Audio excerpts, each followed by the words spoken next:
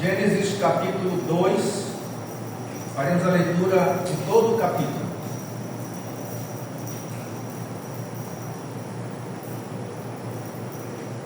Diz assim a palavra do Senhor: Assim, pois, foram acabados os céus e a terra e todo o seu exército. E havendo Deus terminado no dia 7º a sua obra que fizera, descansou nesse dia de toda a sua obra que tinha feito. E abençoou Deus o dia 7º e o santificou, porque nele descansou de toda a obra que com o Criador fizera. Esta é a gênese dos céus e da terra, quando foram criados, quando o Senhor Deus os criou. Não havia ainda nenhuma planta no campo da terra, pois ainda nenhuma erva do campo havia brotado, porque o Senhor Deus não fizera chover sobre a terra, e também não havia homem para lavrar o solo. Mas uma neblina subia da terra e regava toda a superfície do solo. Então formou o Senhor Deus ao homem do pó da terra, e lhe soprou nas narinas o fôlego de vida, e o homem passou a ser alma vivente. E plantou o Senhor Deus um jardim no Éden, na direção do Oriente, e pôs nele o homem que havia formado. Do solo fez o Senhor Deus brotar toda sorte de árvores agradáveis à vista e boas para alimentos, e também a árvore da vida no meio do jardim, e a árvore do conhecimento do bem e do mal. E saía um rio do Éden para regar o jardim, e dali se dividia, repartindo-se em 4 braços. O primeiro chama-se Pison, é o que rodeia a terra de Avilá, onde há ouro. O ouro dessa terra é bom. Também se encontram lá o bidélio e a pedra de ônix. O segundo rio chama-se Gion, é o que circunda a terra de Cush. O nome do terceiro rio é Tigre, é o que corre pelo oriente da Síria. E o quarto é o Eufrates. Tomou, pois, o Senhor Deus ao homem e colocou no jardim do Éden para o cultivar e o guardar.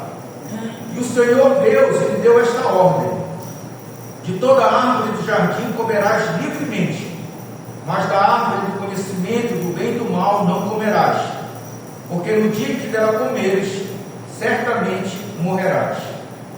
Disse mais o Senhor Deus: não é bom que o homem esteja só, far-lhe-ei uma auxiliadora que lhe seja idônea. Havendo, pois, o Senhor Deus formado da terra todos os animais do campo e todas as aves dos céus, trouxe-os ao homem para ver como este lhe chamaria. E o nome que o homem desse a todos os seres viventes, esse seria o nome deles. Deu nome o homem a todos os animais domésticos, às aves dos céus e a todos os animais selváticos. Para o homem, todavia, não se achava uma auxiliadora que lhe fosse idônea. Então o Senhor Deus fez cair pesado sono sobre o homem, e este adormeceu. Tomou uma das suas costelas e fechou o lugar com carne. E a costela que o Senhor Deus tomara ao homem, transformou-a numa mulher e lhe a trouxe.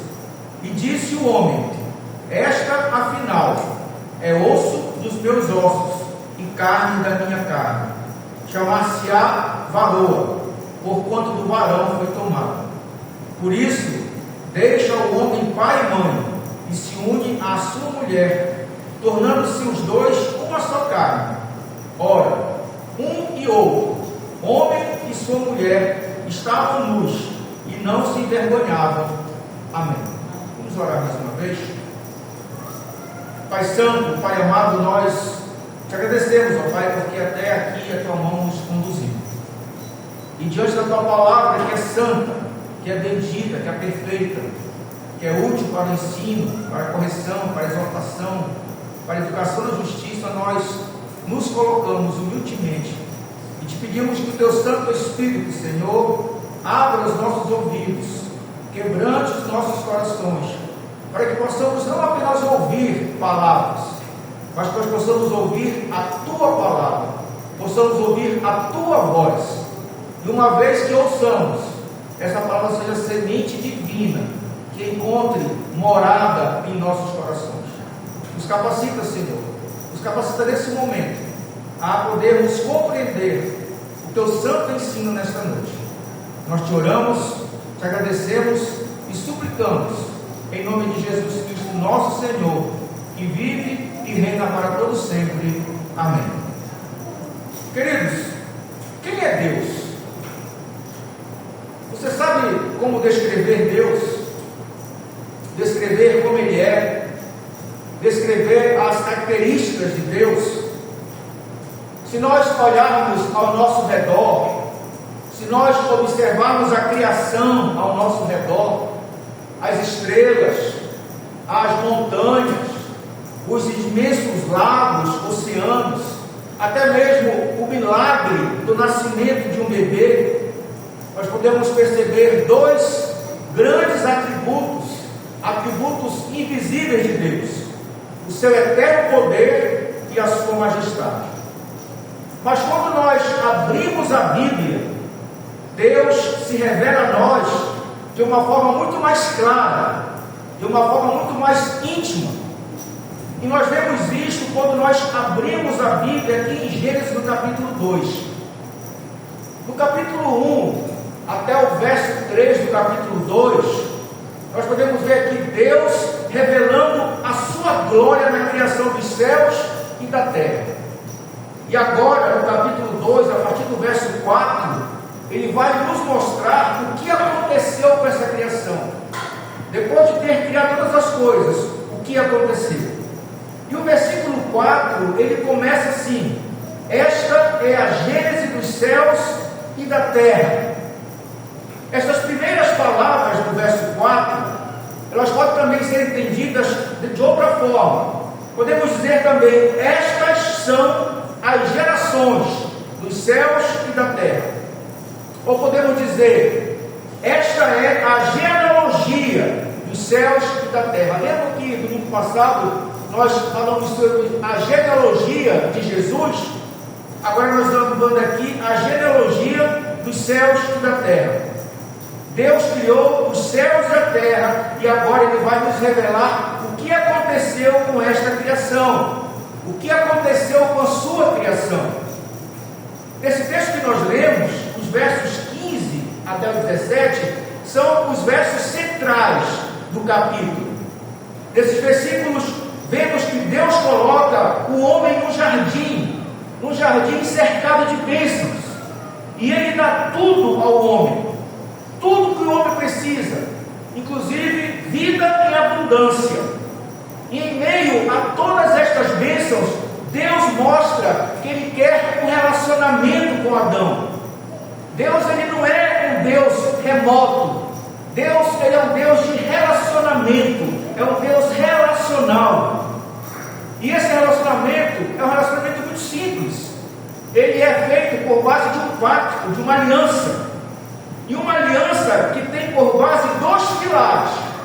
Primeiro, servir a Deus conforme a sua vontade é vida, e desprezar a vontade de Deus é morte. São os dois pilares do pacto de Deus com o homem. Servir a Deus conforme a sua vontade é vida, e desprezar a Deus, desprezar a vontade de Deus é morte. Sendo assim, eu trago a mensagem do Evangelho nesta noite sobre o seguinte tema: a aliança de Deus, a coroa de todas as bênçãos sobre o homem. Esta aliança, ela é simples, é prática, que tem como consequência dois resultados. Se nós obedecemos e consideramos, nós podemos desfrutar ao máximo da vida. Porém, se nós desobedecemos e nos rebelamos contra esta aliança, nós vamos experimentar ao máximo a morte. Então nós vamos ver esses dois pontos. Primeiro, se obedecemos, nós podemos desfrutar ao máximo da vida. Pois bem, quando nós olhamos esse capítulo 2 do Gênesis, a primeira coisa que nós aprendemos é que Deus não fica distante da sua criação. Deus não cria todas as coisas e permanece distante nos céus olhando de longe, por um grande telescópio, para ver se o homem vai conseguir cumprir as suas ordens de encher e desenvolver a terra. Muito contrário, logo percebemos que Deus se preocupa com sua criação. Deus faz questão de se envolver de forma muito íntima no dia a dia aqui da terra. O verso 7, ele nos lembra que Deus formou o homem com suas próprias mãos. Então formou o Senhor Deus ao homem do pó da terra e lhe soprou nas narinas o fôlego de vida, e o homem passou a ser alma vivente. O verso 8 nos mostra que Deus até planta um jardim para o homem. Diz: e plantou o Senhor Deus um jardim no Éden, na direção do Oriente, e pôs nele o homem que havia formado.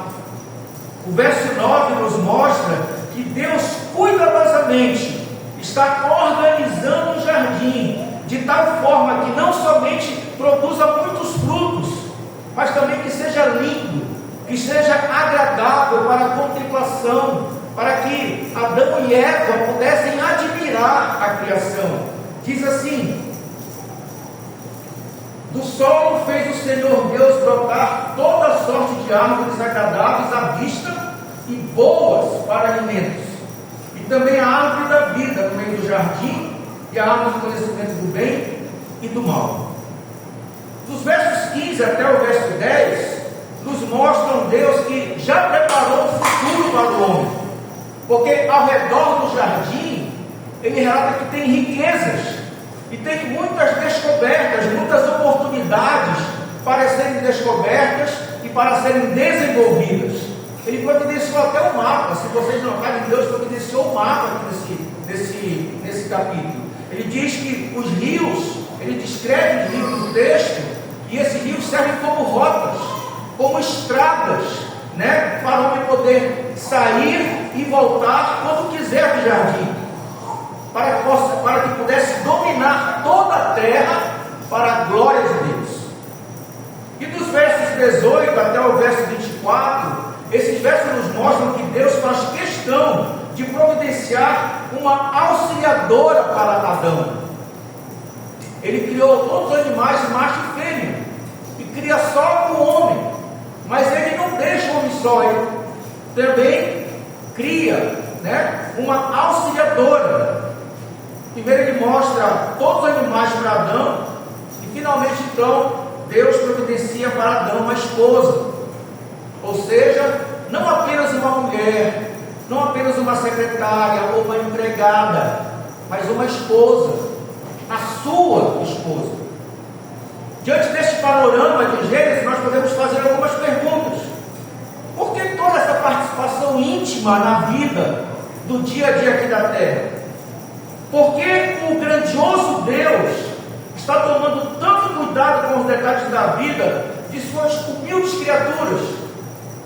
Por que toda essa preocupação, se ele nem precisa de nada dessas coisas criadas? E onde nós encontramos a resposta? No verso 4, ele diz: esta é a gênese dos céus e da terra, quando foram criados, quando o Senhor Deus os criou. Observem vocês que a palavra Senhor, ela está toda grafada em letras maiúsculas, e ela faz isso porque é uma palavra importante. É a palavra hebraica que significa Yahvé, é o nome especial de Deus, o nome que ele usa somente quando ele quer se relacionar com o seu povo. É o nome do Deus da aliança, Senhor, Yahvé, o Deus da aliança. E aqui no versículo 4, é a primeira vez na Bíblia que achamos o nome Deus da aliança, mas também não é a última vez. Só nesse capítulo aqui, o nome Senhor Deus, ele aparece 11 vezes, Yahvé Elohim. Por quê? Porque Deus quer nos ensinar que aquele que de forma poderosa criou o universo, o soberano Deus, o Deus onipotente, esse Senhor Deus todo-poderoso, ele quer um relacionamento íntimo com os homens. Por quê? Porque esse relacionamento íntimo com os homens, justamente os homens que é fruto das obras das suas mãos. Não é por acaso que o verso 15 do nosso texto diz que o Senhor, que foi o Senhor Deus que colocou o homem no jardim para cultivar e para guardar. Quem colocou o homem no jardim cercado de bênçãos? O grande Deus Todo-Poderoso, o Deus soberano. Sim, mas ao mesmo tempo, esse Deus é o Senhor Deus, o Deus da aliança, o Deus que quer um relacionamento conosco, o Deus que quer não apenas o nosso temor, mas também que quer o nosso amor. O Deus costumava vir na viração do dia, ou seja, no final da tarde, ele vinha para conversar com Adão e com Eva, demonstrando assim uma relação muito próxima com a sua criação, a única criação que foi feita à sua imagem e à sua semelhança. Aqui no jardim, Adão tem tudo, tem vida em abundância, tem riquezas sem fim, tem bênçãos sem fim, ele reina sobre toda a terra.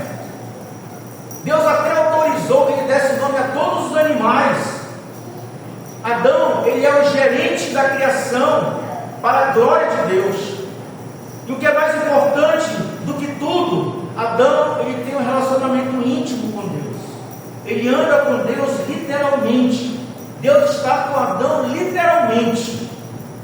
Toda essa riqueza, felicidade, é apenas o início.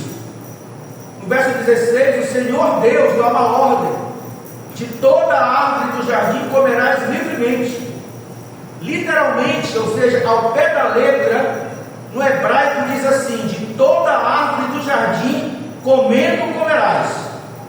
Isto é o jeito hebraico para enfatizar algo, né? Para dizer, olha, você pode comer de toda a árvore do jardim. Quer dizer assim, você com certeza pode comer de toda a árvore do jardim. O Senhor está dando a Adão a ordem de desfrutar plenamente, desfrutar ao máximo das bênçãos da criação e das bênçãos da aliança. Queridos, esta é a vida com Deus.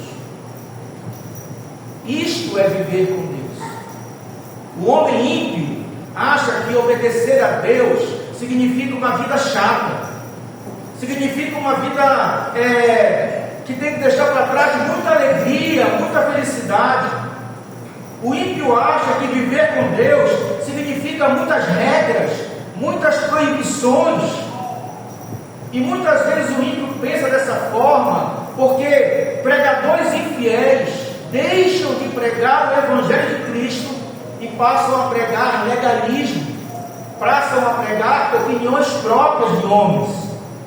Eles pregam a vida cristã como algo restrito, fechado, cheio de regras, impossível de se viver, tornando ainda mais difícil a vida do cristão. Mas nós sabemos que isso não é verdade. A vida com Deus, totalmente diferente do que os ímpios acham, é uma vida em abundância. A vida com Deus é uma vida que desfruta ao máximo das bênçãos da criação, uma vida que se alegra em cantar, em escutar músicas, uma vida que desfruta das belezas da gloriosa criação de Deus, uma vida que nós podemos usufruir rios, cachoeiras, campos, podemos ter lazer, podemos comer, podemos beber, podemos desfrutar dos prazeres lícitos que Deus tem colocado na sua criação. Isto é a vida com Deus. Quando nós fazemos o nosso trabalho com alegria e ânimo, é para a glória de Deus. Quando nós desfrutamos da nossa vida em família, é para a glória de Deus. Quando nós desfrutamos das bênçãos do casamento, é para a glória de Deus. Quando nós auxiliamos o nosso próximo, é para a glória de Deus. Nós vimos hoje de manhã na EBD a carta que Paulo escreveu a Filemon. Justamente a base dessa carta é o amor. E como Filemon tinha amor pelos irmãos, tinha amor pelos santos, então quando nós auxiliamos o nosso próximo, quando nós amamos o nosso próximo, é para a glória de Deus. Mas tem um porém. tem uma restrição, apenas uma restrição, mas essa restrição ela é profundamente importante. É que nós só podemos desfrutar da vida ao máximo se nós fizermos tudo conforme a vontade de Deus. Essa é a restrição. Não adianta queremos ser felizes, queremos ter toda a felicidade do mundo, se nós não andamos conforme a vontade de Deus. É muito simples, queridos. A palavra de Deus lá diz: comendo morrerás. Em outra palavra, quer dizer, vai, aproveita, vai como gerente da terra, vive a vida ao máximo, mas lembre-se de uma coisa: eu sou Deus, você é criatura. No dia que você esquecer do seu devido lugar, no dia que você tentar valorizar a sua vontade mais que a minha, no dia que você tentar se tornar Deus, você morrerá. Consegue entender, irmãos? Que nós podemos desfrutar de tudo que for lícito, que o Senhor criou, mas que nada do que nós venhamos a desfrutar, usufruir, pode tomar o lugar de Deus. Pode ter mais sentido para nós do que Deus, porque se assim for, nós morreremos. E isso então nos leva ao segundo ponto da mensagem de hoje. Se nos rebelamos, nós vamos experimentar ao máximo a morte. Em toda essa riqueza de bênçãos e de liberdade, Deus coloca apenas uma restrição, uma única restrição. O verso 17 diz: mas da árvore do conhecimento do bem e do mal não comerás, porque no dia que dela comeres, certamente morrerás. Queridos, é pouco provável que o fruto da árvore do conhecimento do bem e do mal era em si mesmo venenoso. O mais provável é que era um teste, uma prova para ver se o homem iria obedecer a Deus. Esta árvore representa a soberania da vontade de Deus. Não pode tocar nessa árvore, essa é a minha vontade. Era um teste.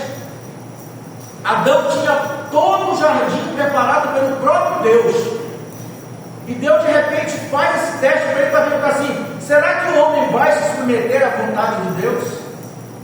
Será que ele vai conseguir viver plenamente dentro da liberdade que Deus lhe concedeu?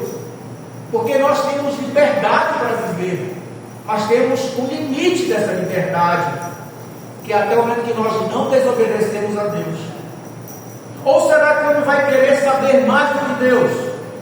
Será que o homem vai querer engrandecer a sua própria vontade e se rebelar contra a vontade do seu Criador? Deus deixa bem claro qual será a consequência de tal desobediência.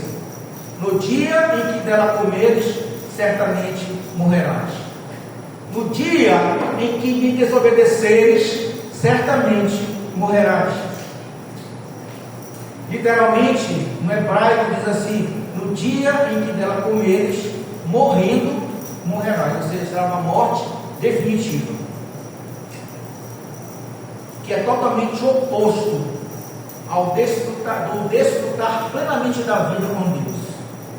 Obediência traz vida em abundância, mas a rebeldia traz uma morte total, definitiva. Certa vez, alguém disse que um pregador do Evangelho estava falando sobre Deus, e ele disse a seguinte frase: Deus não ameaça ninguém, Deus nunca ameaça ninguém, não se preocupe com isso. E eu pergunto: será que Deus não ameaça ninguém? Olha o que é que diz Josué capítulo 23, versos 15 e 16. E sucederá que, assim como vieram sobre vós todas estas boas coisas que o Senhor, Yahvé, vosso Deus, vos prometeu, assim cumprirá o Senhor contra vós outros todas as ameaças, até vos destruir sobre a boa terra que vos deu o Senhor, vosso Deus, quando violares a aliança que o Senhor, vosso Deus, vos ordenou, e fordes servides a outros deuses e os adorardes. então a ira do Senhor se acenderá sobre vós, e logo perecereis na boa terra que vos deu. Irmãos, o verdadeiro Deus, com certeza, ele ameaça. Ele proclama juízo sobre todos aqueles que não querem se submeter à sua vontade. Em nosso texto, antes da queda, Deus promete as bênçãos do pacto quando nós vivemos em obediência, mas ele ameaça com maldições o pacto quando nós vivemos em rebeldia. Se nós obedecemos, seremos abençoados. Se nós desobedecemos, nós seremos amaldiçoados. Pense nisso, irmãos. Pense nisso, porque nós não devemos nos esconder atrás de uma falsa ideia sobre Deus, como se Deus fosse um Deus coach, que só sabe falar coisas positivas, que é bonzinho, que jamais punirá alguém, que o inferno foi criado, mas não vai deixar ninguém para o inferno. Você não pode achar que Deus é um Papai Noel, que vai fingir que não viu este ou aquele pecado e no final do ano vai trazer presentes para você. Muito ao contrário disso, Deus, ele é fogo consumidor, e ele nos ameaça com julgamentos terríveis sobre a menor coisa que nós fizermos contra a sua vontade. Hebreus capítulo 10, verso 30 a 31 diz: ora, nós conhecemos aquele que disse: a mim pertence a vingança, eu retribuirei. E outra vez, o Senhor julgará o seu povo. Horrível coisa é cair nas mãos do Deus vivo. E o apóstolo Pedro, lá em 1 Pedro capítulo 4, verso 17 e 18 também diz: porque a ocasião de começar o juízo pela casa de Deus é chegada. Ora, se primeiro vem por nós, qual será o fim daqueles que não obedecem ao Evangelho de Deus? E se é com dificuldade que o justo é salvo, onde vai comparecer o ímpio? Sim, o pecador. Queridos, agir contra a vontade de Deus não é brincadeira. Fazer a nossa vontade e não a de Deus não é uma coisa tola, não é uma coisa boa sem importância. Quando nós vivemos conforme a nossa vontade, quando nós nos colocamos no lugar de Deus, os juízos, os julgamentos, os terrores, as ameaças da aliança caem sobre nós. Esta é a condição de todo homem neste mundo, porque todo homem é um quebrador de pacto, é um quebrador de aliança. Todo homem vive em rebeldia contra Deus e está debaixo das maldições. Gênesis 2,17 diz isso: certamente morrerás. Todo homem, mas tem uma exceção. A exceção é que se você crê em Jesus Cristo, se você se abriga em Jesus, Deus te concede nova vida em abundância. Você deve ao Deus obediência perfeita, e Jesus, Ele te dá a perfeita obediência para que você possa desfrutar das bênçãos da aliança. Queridos, é Deus que nos concede por meio de Jesus os meios para que nós possamos manter a aliança com Ele.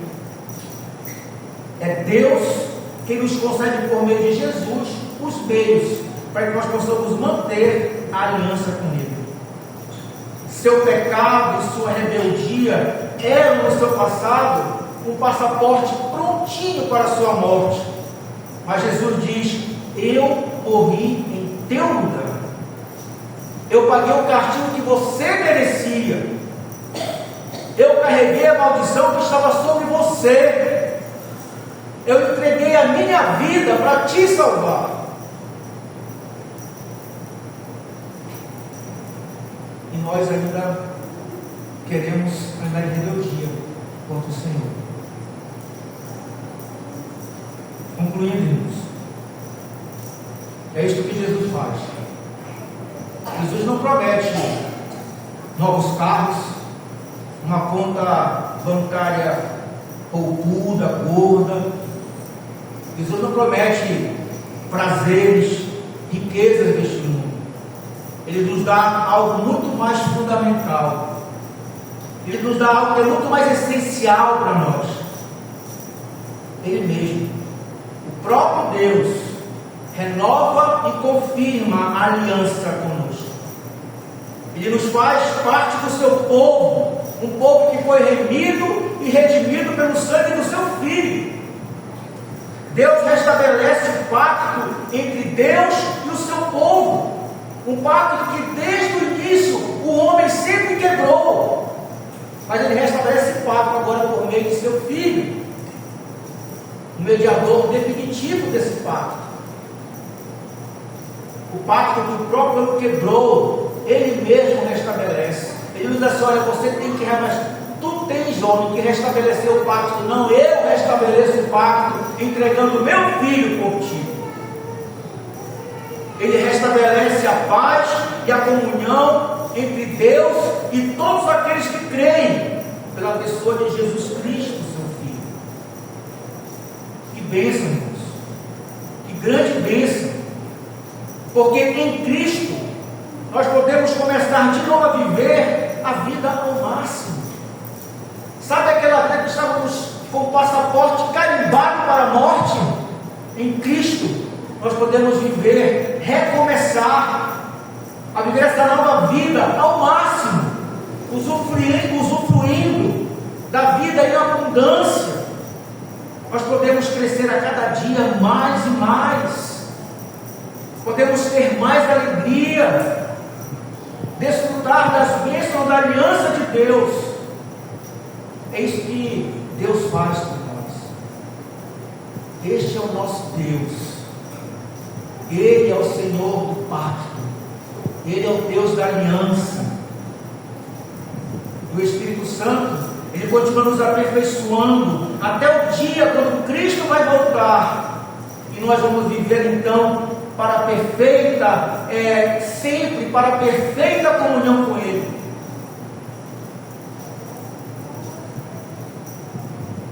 Eu volto a perguntar para você nessa noite: quem é Deus? Você sabe como descrever Deus? Descrever como Ele é? Descrever as características de Deus? Quem é Deus? Que o Senhor nos abençoe. E a Ele então somente Ele toda a honra, toda a glória, todo o louvor, pelos séculos dos séculos. Amém. Vamos orar, usar nossas cabeças, vamos